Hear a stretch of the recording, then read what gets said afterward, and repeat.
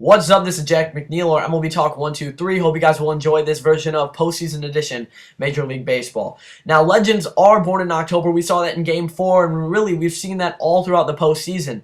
But legends are also born in the regular season, as the Oakland A's will not be necessarily remembered for their postseason this year, but more remembered for their amazing regular season. They made multiple trades this offseason, including three of their best pitchers, Trevor Cahill, Gio Gonzalez, and Andrew Bailey. These are guys that teams build around, especially guys like Gio Gonzalez. They got a ton of prospects for, and you really didn't expect to see guys like Jared Parker, AJ Griffin, so many young starters in this rotation. Most of their rotation was young starters. They came through huge all season. They won 94 games. Remember, that's 6 more games than the Tigers. They won more games than the Detroit Tigers, a team that spent tons of money this offseason, signed Prince Fielder, and was the team to beat this whole year. They struggled for about half of the year. They got it together and eventually did win the Central. And going forward, the Tigers, I think, will make it and potentially could very well win this World Series. I think they are way past due after losing in 06, and I think they have a very good shot at the World Series. But let's get to the big news here. As for Tigers fans, this is huge news. For baseball fans, we get to see another series go to Game 5, only to see the underdog lose in Game 5. We're seeing the Orioles lose right now, so it could potentially be another one there. I think most of the baseball world is rooting against the Yankees, and I think a lot of the baseball world was rooting against the Tigers as well last night as the Oakland A's. The only reason really is the Oakland A's. I mean, they've had a magical year, but nothing to take away from the Tigers. They have played fantastic this last half. They deserve it 100%, and they played a great series. Now, the Oakland A's, again, Jared Parker pitched tonight, and he was taken out relatively early. Well, not really early. He had a good start here.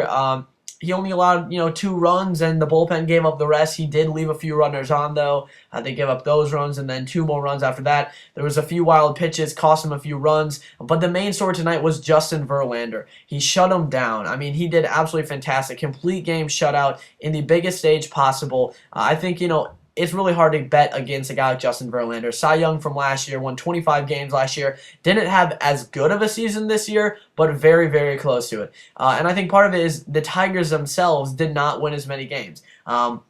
It wasn't just Justin Verlander's fault that he didn't win 25 games. It was the offense and the atmosphere around the Detroit Tigers this year for the first half, mainly. So Justin Verlander had a fantastic year, obviously, and pitched a great game. Complete game shutout, 11 strikeouts. He shut down the A's in his last 4 starts facing the A's, an ERA under 0.7 at 0.64. That is unbelievable. So again, it is very hard to bet against Justin Verlander. But let's look at what the Tigers did at just an amazing year this year, and now are heading to the American League Championship Series. Yes, the A's had a magical year. The fans appreciate that, and it's something to look back and say, wow, young players. And Billy Beane did a great job putting the team together, but the team played. They played their hearts out, and they did what everyone thought was impossible. So I'm sorry for spending so much time on the A's. As the story here is the Tigers win the ALDS in Game 5. A very historic night, obviously, in Oakland, as Justin Verlander was fantastic. Miguel Cabrera and Prince Fielder didn't really come up big in this series. I mean, you look at the batting averages of their top guys. Well, as a team average at just above 250, on base percentage under 300, but their best batters, Miguel Cabrera hit 250 with 2 doubles, and Prince Fielder had 190, but he did have a home run. Now, a positive way to look at this is going into the next series, you should expect to see Prince Fielder and Miguel Cabrera do very well. So there's things to look forward to. So not only did the Tigers beat a 94-win game team, but they did it without the major offense from their best players, Prince Fielder and Miguel Cabrera. But they did get some great offense from Omar Infante and others. Now, I think it's safe to say that their offense didn't scare too many people this series, but it very well could be, with Omar Infante doing well, with if Miguel Cabrera and Prince Fielder do well in this series. And you never know, some no-names really right now could come up huge in the playoffs, just like David Freese did last year.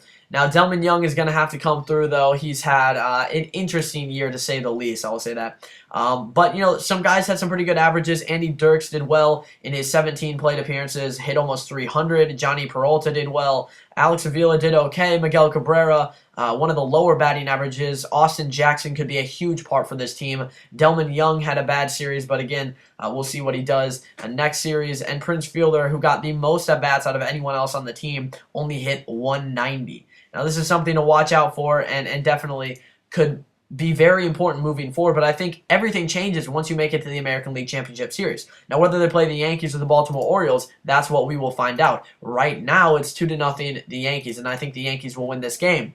I think a lot of the baseball world, again, as I mentioned before, we're rooting for the underdogs, and I think we will see Oakland and Baltimore be defeated in Game 5 of the ALDS. Respectively, really great feats for them to make it to Game 5, though, in both the series. And this is the first time that all 4 series for the NL and ALDS made it to Game 5. So, a lot of history with this postseason. We've seen a lot of walk-off wins, a lot of close games, some blown saves, blown opportunities, base running, and fielding mistakes that have hurt teams. It's been a crazy playoff so far, and I think it will only get crazier. Now, the Detroit Tigers, moving forward, their starting pitching ERA was fantastic, 1.3. Their bullpen ERA, not great at a 5.0. Pretty much all their runs were allowed by their 8th inning guy, Joaquin, though, and Octavio Dotel made sure that no inherited runners did score, so he did a great job. He came through huge for the Cardinals last postseason. We'll see how he does this postseason, but they're going to need to work on that, and Jose Valverde is a huge question mark for this team. Now, I don't want to sound over dramatic here because if you've been watching the Tigers all season, in an overall sense, Jose Valverde has had a very good season. This is a guy who had 35 saves, 3.78 ERA, but compared to the last few seasons, it's a little down, especially from last season. And in the biggest moment for the Tigers this year, he could not come through. He blew a critical save. We all saw in Game 4.